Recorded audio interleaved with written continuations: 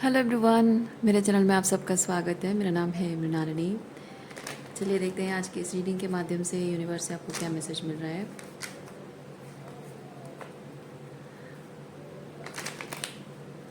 ये reading general reading है, तो आपको जितना रेजोनेट करता है उतना ही लीजिए। आपके जीवन के जिस एस्पेक्ट को रेजोनेट करता है अकॉर्डिंगली आप देखिए, और जो भी पार्ट आपको रेजोनेट नहीं करता है उसे जाने दीजिए। हो सकता है वो किसी और के लिए हो। और ये रीडिंग जेंडर स्पेसिफिक नहीं है, टाइमलेस रीडिंग्स हैं, तो आपको जब भी रेजोनेट करता है आप एनर्जी को क्लेम कर सकते हैं और रेजोनेंस के हिसाब से रीडिंग का जेंडर स्विच कर सकते हैं।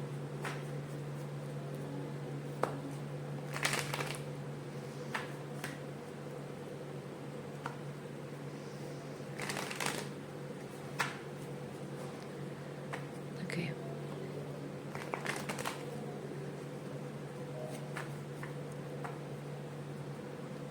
सरेंडर के साथ, ग्रैटिट्यूड के साथ, अनकंडीशनल लव के साथ शुरुआत करते हैं आपकी रीडिंग। देखते हैं आपके लिए क्या मैसेज है।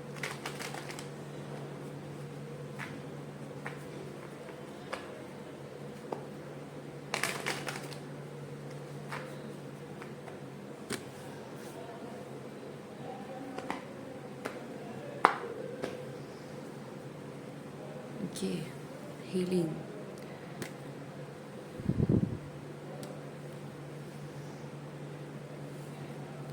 कुछ है जो आप रिलीज़ कर रहे हैं। शायद मन पर कोई बोझ है, शायद कोई किसी बात का कोई बोझ है। कुछ एक बात जो आप समझते थे कि हमेशा के लिए यही सच है, लेकिन कुछ ऐसा हो रहा है आपके जीवन में जिससे कि आपको महसूस हो रहा है कि ये जिस बातों के और भावनाओं के और रिश्तों के जिस पिंजरे में आप बंद हैं, या जिम्मेदारियों के पिंजरे में बंद हैं, या फिर बीइंग समबडी पोर्ट्रेइंग समबडी की जो पिंजरे में आप बंद हैं, ये एक्चुअली में एक पिंजरा है ज़रूर, लेकिन आपको कन्विंस किया गया है कि आप इससे बाहर नहीं निकल सकते।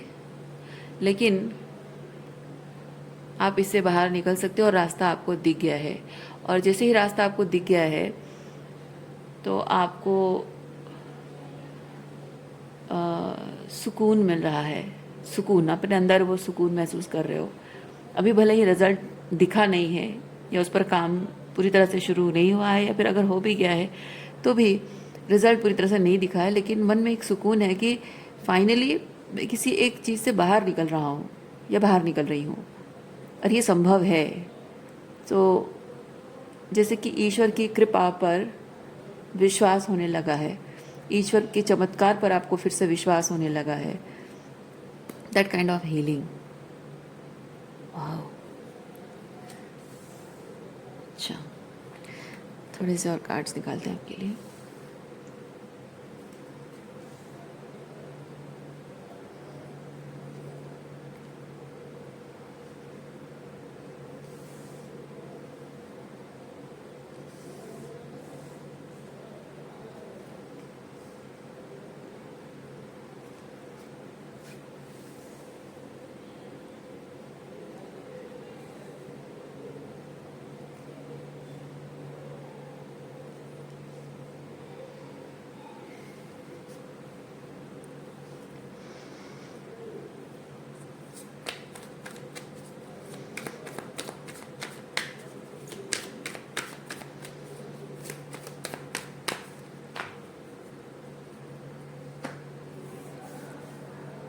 जो बात मैंने कही आपको अभी हीलिंग कार्ड के साथ, एग्जैक्टली वही मैसेज आया है।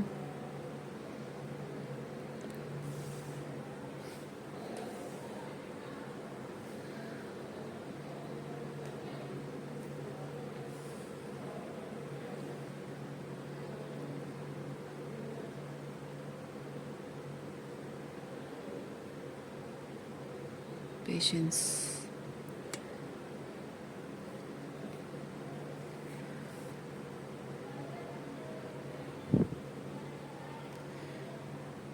थोड़ा कुछ बदल रहा है, क्योंकि एक टॉक्सिक सिचुएशन, एक बहुत ही बुरी हालत इंसान के जीवन में जब एक बहुत बुरी स्थिति में पड़ जाता है, तो वहाँ से बच निकलने का कोई रास्ता उसको जब नहीं दिखता है, तो इंसान दो तरीके का रिएक्शन देता है।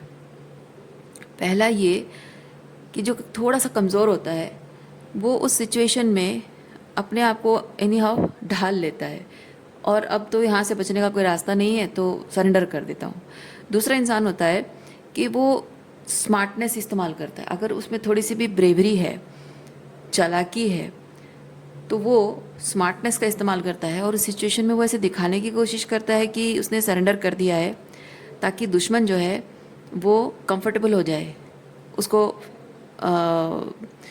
फॉर ग्रांटेड ले ले कि इसका कुछ नहीं हो सकता, ये कुछ नहीं कर सकता है। लेकिन वो समय का इंतज़ार, सही समय का इंतज़ार कर रहा होता है, सही मौके का इंतज़ार कर रहा होता है, और उस सिचुएशन से बाहर निकलने के लिए प्लानिंग कर रहा होता है,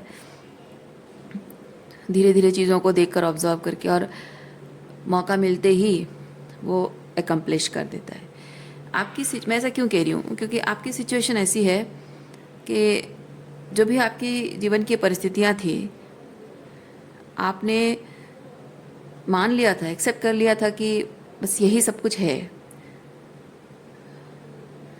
मैं आपको एक डिस्क्लेमर आपको दे रही हूँ, जस्ट बिकॉज आपने मान लिया था कह रही हूँ, उसका मतलब मैं ये नहीं कह रही हूँ कि आप कमज़ोर इंसान हैं, नहीं कह रही हूँ, ठीक है। लेकिन माना कि आपने एक्सेप्ट कर लिया था कि यही आपकी रियलिटी और यही आपको एनी हाउ सर्वाइव करना है। लेकिन ये जो क्रिएटर कार्ड है ना, ये किंग ऑफ वॉन्ड्स है, ये बहुत ही ब्रेव एनर्जी है, बहुत ही पावरफुल, कॉन्फिडेंट, बहुत ही ब्रेव एनर्जी, बहुत ही करेजियस एनर्जी है।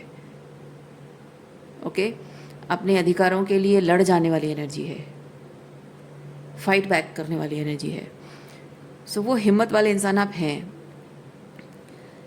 लेकिन ये जो भी परिस्थितियाँ आपके जीवन में रही हैं, आप एनी हाउ माना कि आप मान ले रहे थे कि हाँ बस यही मेरी ज़िंदगी की सच्चाई है, और आपने कभी सपने में भी नहीं सोचा होगा कि आपको अपनी इस विकट परिस्थिति से बाहर निकलने का कभी मौका भी मिलेगा, कभी अपॉर्चुनिटी के दरवाजे भी खुलेंगे, आपको पता नहीं था। बट पता भी होता तो आप प्रिपेयर कर लेते या नहीं करते, वो अलग बात है। लेकिन आपको पता नहीं था और आपको यूनिवर्स ने नहीं बताया था। तब तक नहीं बताता यूनिवर्स जब तक इस सिचुएशन में रहकर जो चीज़ सीखना है वो सीख नहीं लेते हो। ये हर किसी के जीवन में होता है। ओके, हमें जब भी लगे कि यहाँ से तो अब निकलने का कोई रास्ता नहीं है, तो वहाँ रहकर हम बहुत कुछ सीखने के बारे में, वहाँ पे कोप अप करने के बारे में, सरवाइव करने के बारे में बहुत कुछ सीखने की ज़रूरत महसूस करते हैं। लेकिन जब वहाँ से बच निकलने का रास्ता खुला है या फिर मौका मिल सकता है, अपॉर्चुनिटी है या पॉसिबल है, तो हम वहाँ रहने के बारे में नहीं सोचते हैं, वहाँ से एस्केप करने के बारे में सोचते हैं। तो आपका इस सिचुएशन में अब तक रास्ता नहीं दिखा था, उसका कारण सिर्फ यही था कि आपको वहाँ रहकर बहुत कुछ सीखना था। और जब वो सब चीज़ें आपने सीख लिया है, तो अब वहाँ से बाहर निकलने का रास्ता अपने आप खुल गया है।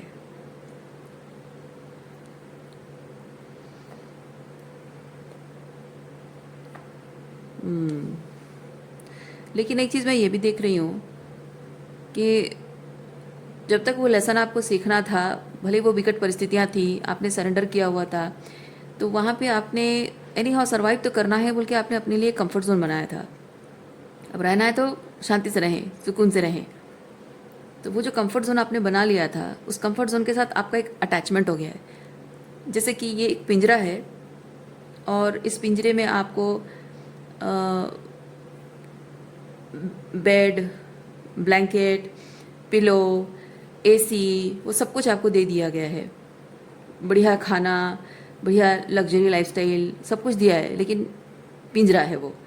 तो अब जब वहाँ कंफर्ट जोन आपका बन गया है, तो जब वो पिंजरे के दरवाजे खुल गए हैं तो आप उस कंफर्ट जोन को छोड़ने को नाराज़ हैं।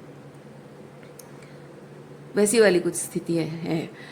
तो जो भी ये रिसेप्टिविटी एंड मैच्योरिटी, ये कार्ड बताता है कि आपके यहाँ से बाहर निकलने का समय आ चुका है, लेकिन आप अभी भी मेंटली खुद को प्रिपेयर नहीं कर पा रहे हैं कि finally the door has opened. और या फिर ये शायद आप सोच रहे हैं कि क्या इस डोर के बाहर जाना ज़रूरी है, या फिर इससे बाहर जाने से कुछ फ़ायदा भी है। अगर फ़ायदा है तो कितना फ़ायदा है, क्योंकि मैं यहाँ जो हूँ इससे अगर ज़्यादा फ़ायदा देगा तब मैं कोशिश करूँगा, अदरवाइज़ नहीं करूँगा। पर असल में शुरुआत में कंफर्ट जोन बनने से पहले ये आपके सर का दर्द था, ये आपके लिए पिंजरा था, ये आपके लिए टॉक्सिक था। आप इसको फाइट करते थे और वो चीज़ आप शायद भूल गए हैं।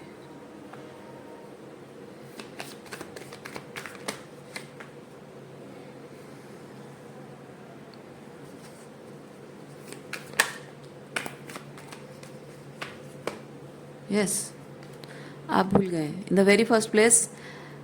आप ये भूल गए हैं कि ये जो सिचुएशन, ये जो दरवाजे खुले हैं आपके लिए, ये आपने खुद मैनिफेस्ट किया है। और दूसरा कि आपने ये जो है सिचुएशन, ये आपने चुना नहीं है, आप पर थोप दिया गया है, फोर्स किया गया है। और यहाँ से बाहर निकलने के लिए छटपटा रहे थे आप,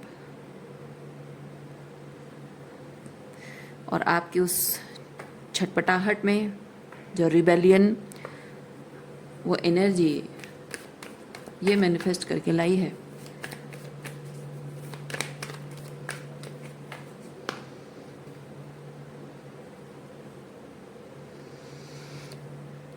जो लोग आपके साथ टॉक्सिक बिहेव करते रहे हैं, जिनको कल तक आप गलत कहते थे, टॉक्सिक कहते थे, नफरत करते थे, डिस्गस्टेड फील करते थे, आज वही लोग आपको अपने लगने लगे हैं।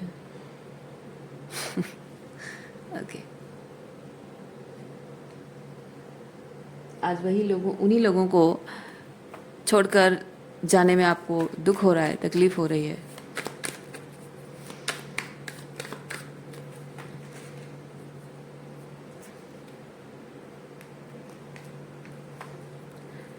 जिन लोगों से आप फाइट करना चाहते थे, जिन लोगों से आप फाइट करना चाहते थे, आज जब ये दरवाज़ा खुल गया है, मौका मिल गया है, तो आप फाइट करके यहाँ से निकल जाने के बजाय इन्हीं लोगों के लिए फ़ाइट कर रहे हो। उनसे फाइट करना चाहते थे, अब उनके लिए फाइट करना चाहते हो।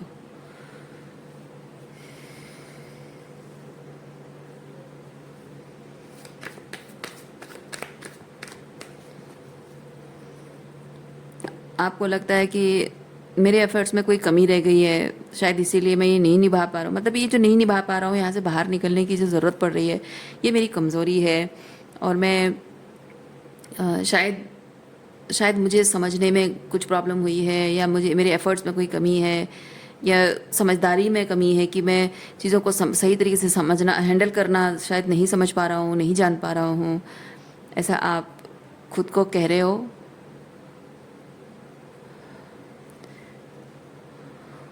लेकिन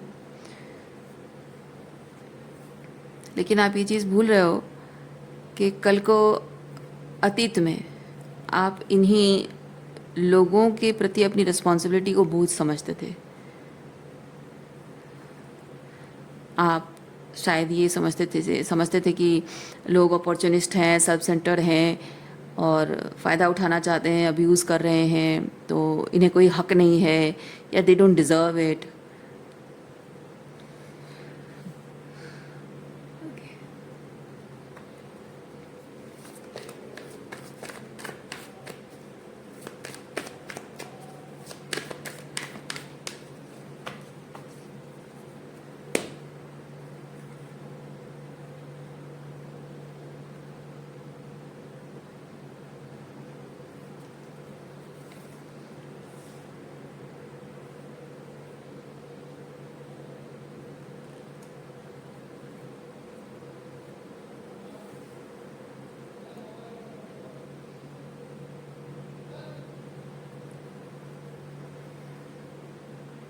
ओह आई सी।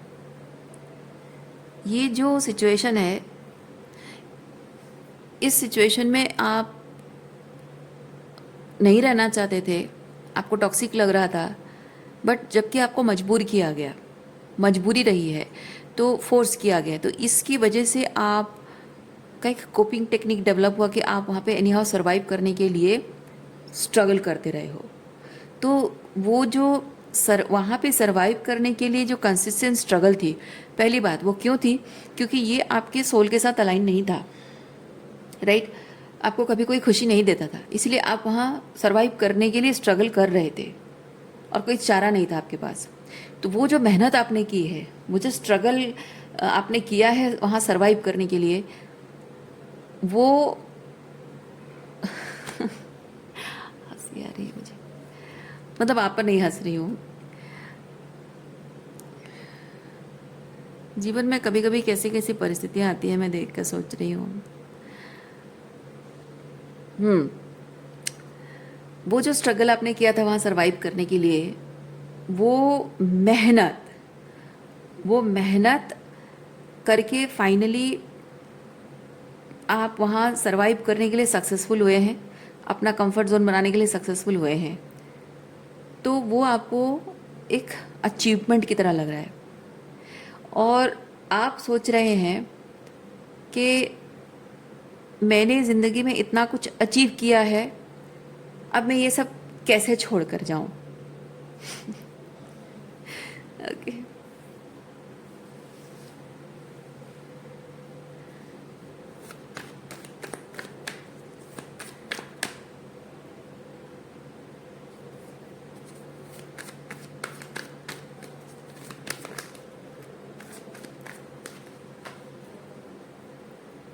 हे भगवान।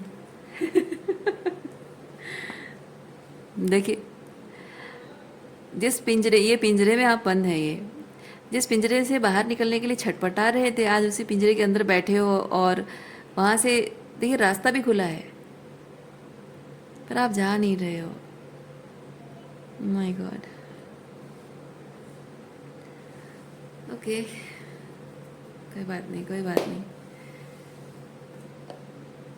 चलिए देखते हैं आपके लिए क्या और मैसेज है यूनिवर्स का।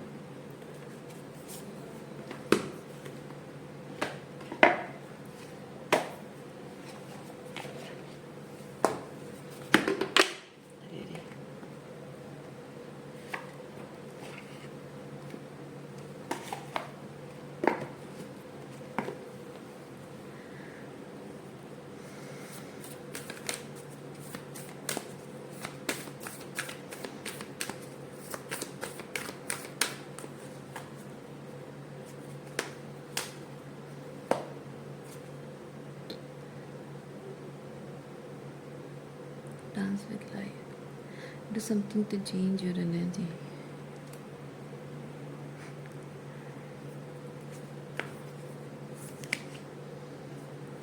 Break the chain. Okay. Say yes. Your soul family is waiting outside this cage. Your soul family is waiting outside this cage.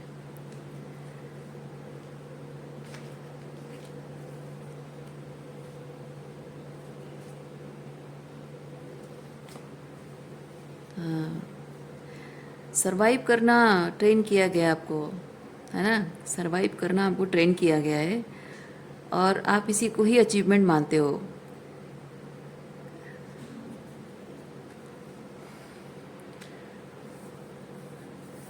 लेकिन हमारी जो ज़िंदगी होती है ना, वो इस तरह से सर्वाइवल के लिए फ़ाइट करना भी है, लेकिन उसमें ये एनर्जी होना बहुत ज़रूरी है। Dance with life, okay?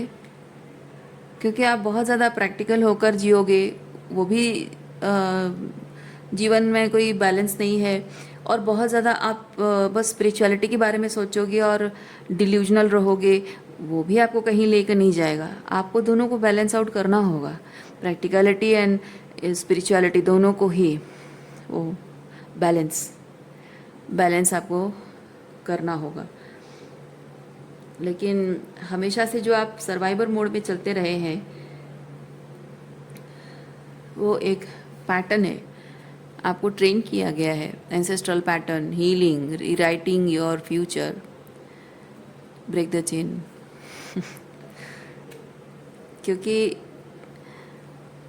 यहाँ पे हो क्या रहा है कि आप लोगों के बीच हैं but they don't feel like soul family. ये सोल फैमिली कार्ड क्यों आया है? इसलिए आया है, लोगों के बीच फैमिली, वो उनके साथ ब्लड रिलेशनशिप है, जन्म का रिश्ता है, शादी का रिश्ता है, इसीलिए वो फैमिली ज़रूर हैं, पर क्या फैमिली लाइक फील होता है?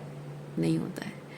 So if you want to feel it, truly feel it, तो आपको थोड़ा सा डांस विथ लाइफ वाली एनर्जी में आपको रहने की ज़रूरत है। अपने सर्वाइवर मोड से थोड़ा सा बाहर निकलने की आपको ज़रूरत है। वैसे तो ऐसी ज़िंदगी हर कोई जी रहा होता है इस दुनिया में। ज़्यादा से ज़्यादा लोग, वही एक पिंजरा है, उसमें कंफर्ट जोन है और उसमें वो जी रहे हैं कंफर्ट जोन। वो मतलब पहले जब क्या होता है, आप देखना, बच्चे जब बहुत छोटे होते हैं, मम्मी पापा जो कहते हैं वो सब बातें वो मान लेते हैं।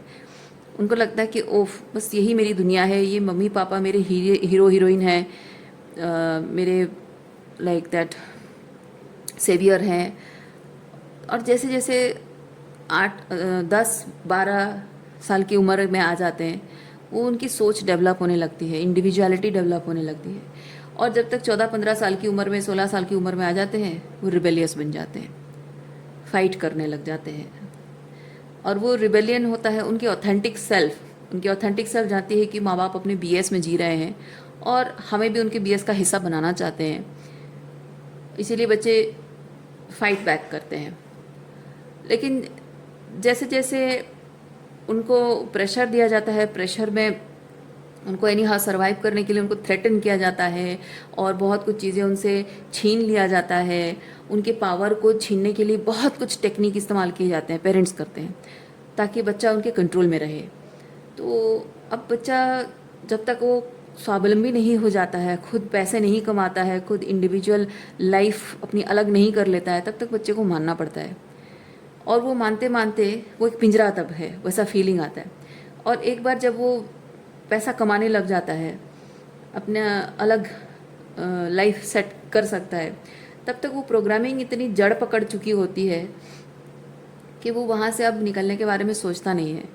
क्योंकि उसके लिए उसको इतना प्रोग्राम किया जाता है कि तुम्हारे लिए ये जॉब करना ज़रूरी है, इस तरह की पढ़ाई करना ज़रूरी है, और तुम्हारे ऐसे सिचुएशन में ये करना ज़रूरी है, या फिर ऐसे लड़का से या ऐसे लड़की से शादी करना ज़रूरी है, should belong to this and that, तुम्हें इस तरह से अपने आप की इमेज बनानी है।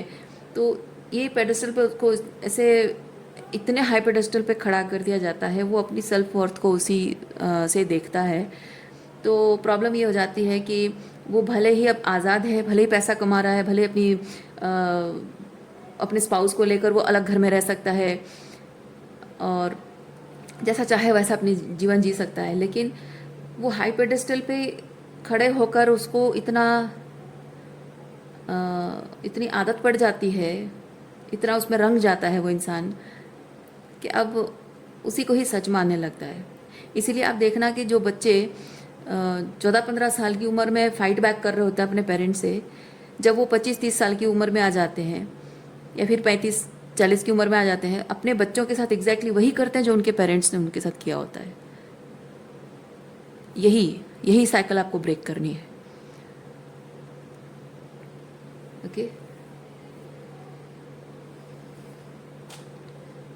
जहाँ आप यंग एज में हैं, नई नई शादी हुई है और आपके पेरेंट्स आपके स्पाउस के खिलाफ बोल रहे हैं, आपकी मैरिड लाइफ को लेकर इंटरफियर कर रहे हैं, आप वहाँ पे चिढ़ रहे हो, गुस्सा आ रहा है।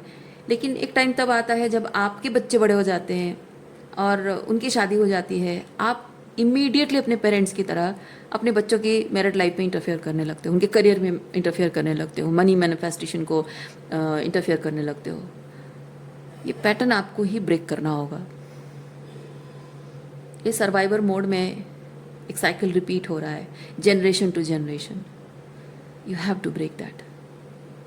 आप वो कड़ी हैं, आप वो कड़ी है, उस चेन की वो कड़ी है जो आपको टूट जाना है, खुद को तोड़ देना है। ये ब्रेक थ्रू क्या है? ये वही चीज़ है। और वो खुद को तोड़ देना क्या होता है? That is the transformation with in you. अपने आप को जब तक आप पूरी तरह से ट्रांसफॉर्म नहीं करोगे, डेथ एंड रिबर्थ प्रोसेस से नहीं गुजरोगे, वो कड़ी खुद को ही नहीं तोड़ोगे, तो आप अभी अपने आप को कभी भी ये जो प्रोग्रामिंग है, इस प्रोग्रामिंग को कभी डिसमेंटल नहीं कर पाओगे, अपने आप को कभी भी रीप्रोग्राम नहीं कर पाओगे।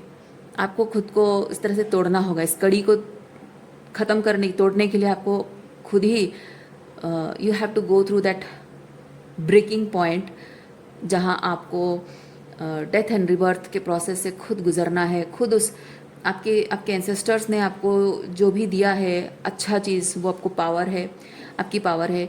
और जो आपको दिया जो कि आपके लिए बुरा है, आपको उनके लिए उसको हील करना है, आपको उनके लिए उसको रिपेंट करना है। ओके, ताकि आपका नेक्स्ट जनरेशन उस चीज़ को सफ़र ना करे। सो एक तरह से आप खुद ट्रांसफॉर्मेशन को एक्सेप्ट करके खुद को हील कर रहे हो जो सफ़र किया है, और अपने पास्ट आगे की जो पिछले की जो जनरेशन है उनको आप वहीं पे हीलिंग दे रहे हो। भले ही आपके पिछले की जनरेशन जो है, आपके पेरेंट्स ग्रैंड पेरेंट्स हैं, वो अभी भी ज़िंदा होंगे, उनकी बातों में, उनके बिहेवियर में वो ट्रांसफॉर्मेशन आप नहीं देखोगे, लेकिन वहाँ पे वो चेन ब्रेक करके आप हीलिंग दे रहे हो। Because they can feel it. वो भले ही उनके अंदर वो बदलाव नहीं आ रहा है, भले ही वो एपिफेनी उनको नहीं हिट हो रहा है कि yes we have been doing something wrong, नहीं मानेंगे, वो एक्सेप्ट नहीं करेंगे, लेकिन उनसे अपने आप को अलग करके उस कड़ी को तोड़कर आप उनको जो क्या कहेंगे, what is that right word, they will feel it like betrayal. ठीक है, आपके जो एंसेस्टर्स हैं ना, उनको ये बिट्रेयल की तरह फील होगा।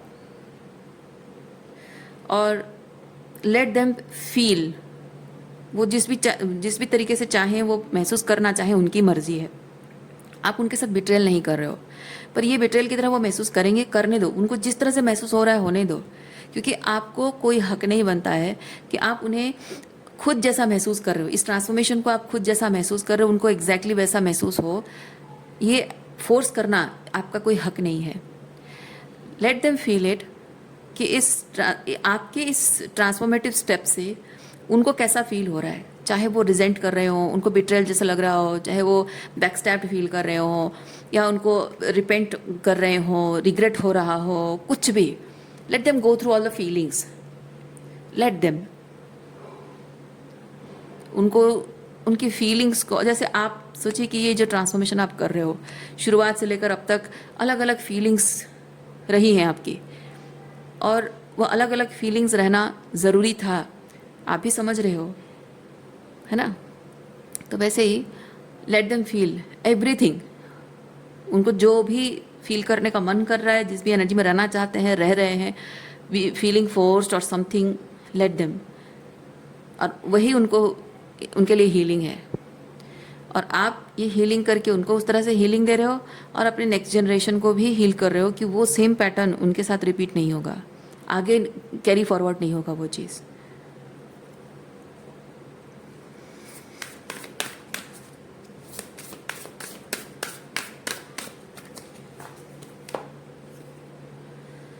Go within. Stop your wandering mind, going here and there to get confirmation, affirmation, find answers, or seek validations. We all know we are here because we are the representative of God. We can find everything within that we seek outside. ठीक है, बाहर से जो भी outside validation से, एक किसी तरह का कोई भी वैलिडेशन से जो हम हीलिंग पाना चाहते हैं, क्लैरिटी पाना चाहते हैं, ट्रांसफॉर्मेशन चाहते हैं, जिस भी तरह से, वो ज़्यादा दिन नहीं टिकेगा। क्योंकि आप जिस रास्ते पे जा रहे हैं उस रास्ते पे कैसे कैसे मोड़ आएंगे वो आप ही देखोगे। घर की चार दीवारी में बैठा हुआ इंसान कॉल पे बात करके आप अगर उसे एडवाइस लोगे, वो नहीं बता पाएगा कि कैसे हर्डल्स को कैसे हैंडल करना है, कैसे सिचुएशन को कैसे हैंडल करना है, कैसे मोड़ को कैसे पार करना है, वो नहीं बता पाएगा, क्योंकि प्रैक्टिकल एक्सपीरियंस आपका है, उसका नहीं है। राइट।